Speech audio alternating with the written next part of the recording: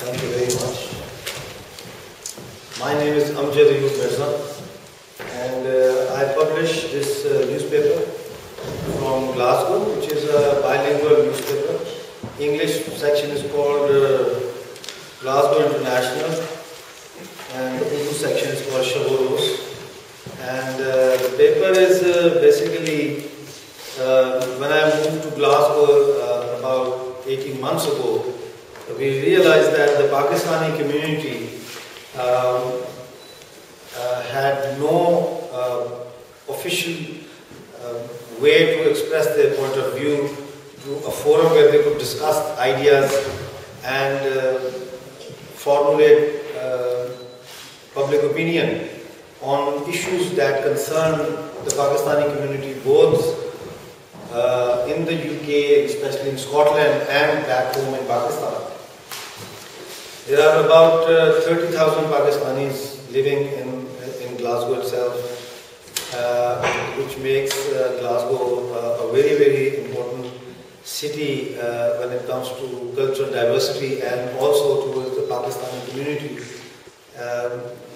It shows a responsibility towards our community as well, that we participate in issues of common interest. Now, in Pakistan, there is a so-called war on terror unleashing 24 hours a day. Most of the news most of the things that are happening in Pakistan are censored. So only very few events or happenings trickle down through the news networks and then make their way to papers in the West. But the situation in Pakistan right now is that the people of Pakistan are faced with these drones. And on my way, while I was driving to this meeting, my son and my niece, they were sitting in the back car seat, and I just asked them, I said, they said, what are you going to talk about, Dad? And I said, well, I'm going to talk about drone. And I said, do you know what drone is? So I asked them, I said, do you know what drone is? And I would really like to share that with everyone over here. My niece, Sohail, and Alina's daughter, Nadia. Can you just repeat what you said? Can you come here and just say, what is a drone? What is your understanding of the drone? And she's, I think, 13 now, yeah? 12? Still 12, okay. No worries. Man-made metallic devil who's unfortunately gifted with wings. I mean, I was, man-made metallic devil. That is how, and we never had this conversation about drones. This is what these children have picked up. And then I asked Elijah, my son, I said, what do drones do? And what was your answer? Can you share it? Drones attack on poor people, not the rich.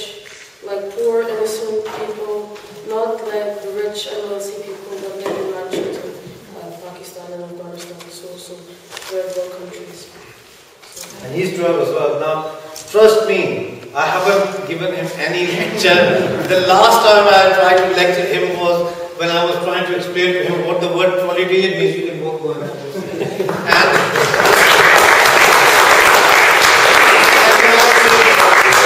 And Elijah he asked me, Dad, what is a proletariat? And I said to Elijah, I said, son, a proletariat is a person who has no possessions. He has to go to sell his power of labor every day in order to earn bread and butter. He has no new clothes. Often his shoes are worn and torn and all that. In the end, he looked at me and said, Dad, then we are proletariat. So now I will just pick on that. First, it is a metallic devil machine because it is unmanned. It's controlled not by pilots, but by people who are trained in precision targeting, sitting somewhere in Nebraska, sitting in America, and also now it has been disclosed that they are controlling drone attacks in Pakistan from a base near Liverpool. So a guy sitting over there has got computer screens, he gets the target, he aims for it, and a a drone is shot. And they're called hellfire missiles. Now, one hellfire missile costs about 70 to 80,000 pounds. So when they fire these missiles, it's like 4 missiles going straight into a village. And why did Elijah mention about poor? It kills only poor, not the rich. It is because all the images of the drone attacks that we get are villages, poor people who have no roads, no electricity, who are farmers, and they are killed and they are attacked. So that imagery has given him this understanding that these drones are killing, for some reason, the wrong people, the poor people, the vulnerable people. And this is exactly what is happening. They are claiming each time a drone kills like 100 people, they have got a status. The way they calculate the statistics is any person who is over the age of becoming a military combatant, a military age, they, without even checking his credentials, is classified, that age group is classified as a suspected terrorist. So the number of terrorists in that way are inflated. Now there was a report by and it says cover up of civilian drone deaths revealed by new evidence in a truthout. The name of the report was the company was Truthout, and they say that credible new evidence has been surfaced that the deaths in drone war in Pakistan have been civilian non-combatants, non-militants, militants, as the Obama administration has claimed.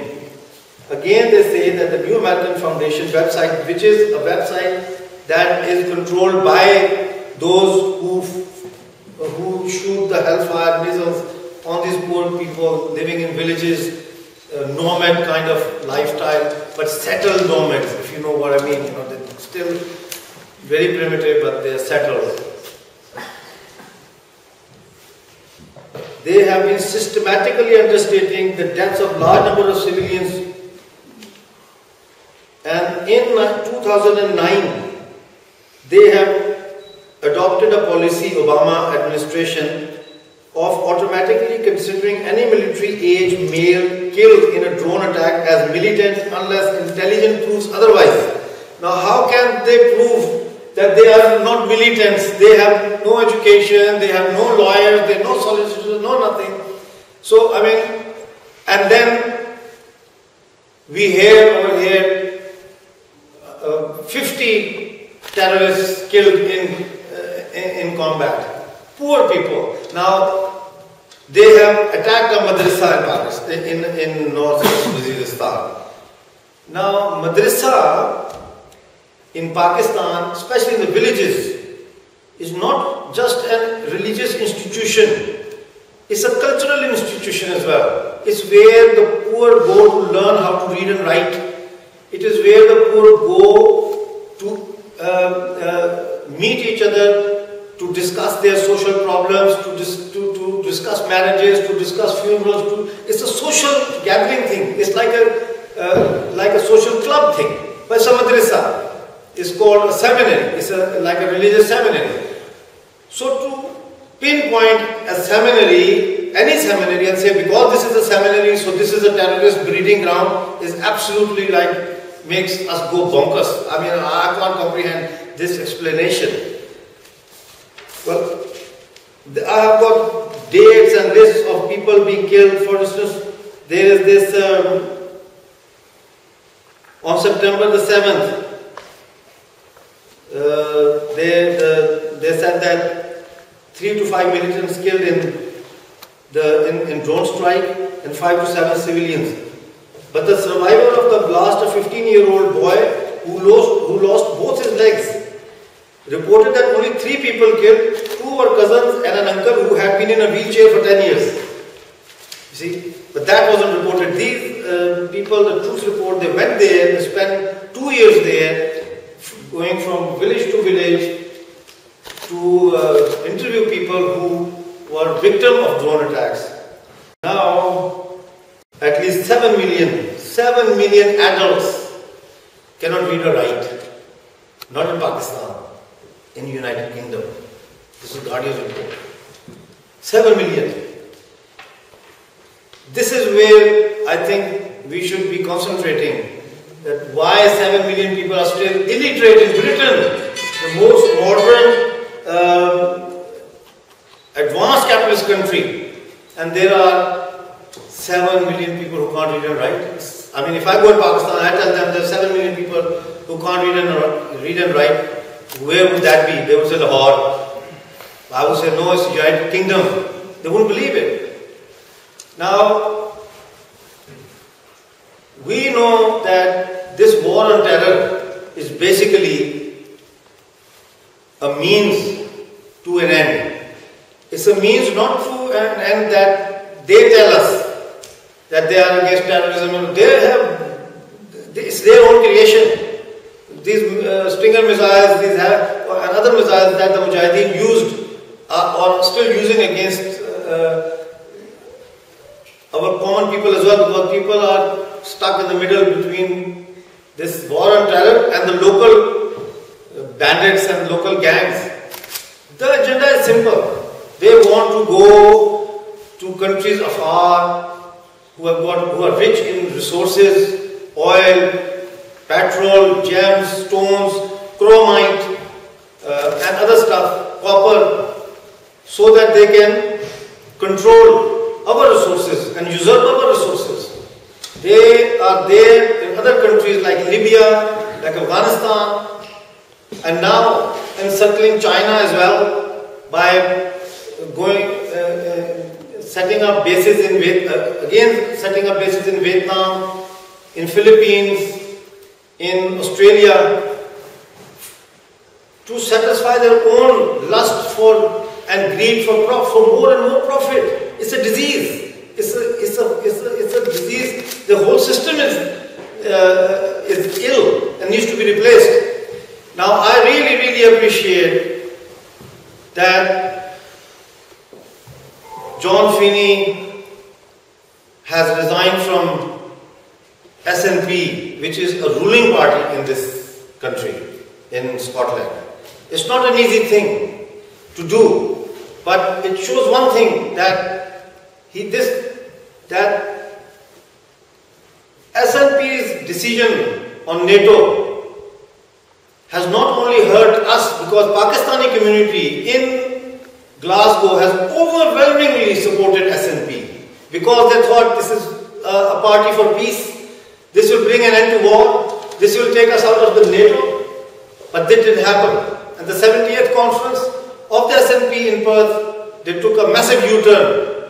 That U-turn is going to take a while before that the dust that has left behind settles down. And I congratulate John Feeney on this occasion of public meeting in Pollokshield on taking such a principled stand. And the other person that I would really like to mention here is our senior, or not so senior age-wise, but senior in experience, Mr. Adil Bhatti, who has come here on my personal request. And I really thank you, sir, for being here. He is an old vanguard who has fought all his life for principle.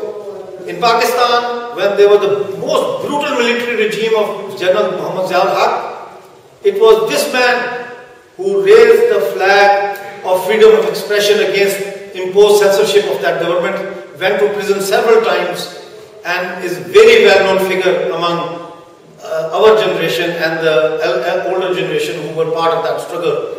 And he was the branch secretary of Nicholas Sturgeon, been in SNP for more than a decade, and was the third in line to resign from the party, where he was considered one of the most confident person, also being member of the National Council. So I congratulate both of them, and it is you that have given the inspiration for this meeting. It is you who are giving inspiration to many others to rethink our policy of that we have extended our what we call it unconditional support to one organization. Now finally, I'll just in 1 minute I'll wind up. I don't know. It's very. I mean, I've always been on the other side actually, so it's very difficult to be here and to put a speech together. Since this is my first public speech in United Kingdom of Pakistan, I'm alright. I'm fine with Pakistan, but this is my first. I've been contributing from the floor, but from here is the first time. So if I have wavered here and there, please, I do apologize. But finally, I would like to say this: that the struggle has just begun. Now the Scottish politics has taken a turn. The real U-turn that we have to take is now to keep the pressure, building the pressure on SNP. There are only two parties that I know of in Scotland that support independence. One is the Scottish National Party and the other is the Scottish Socialist Party.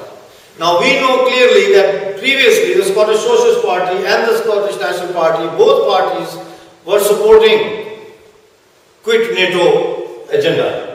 Now one has backed down. There's only one platform, natural platform for Asians to use as a tool to fight against aggression, not only in Pakistan, but also the cost of that aggression is running in trillions of dollars, affecting local economies.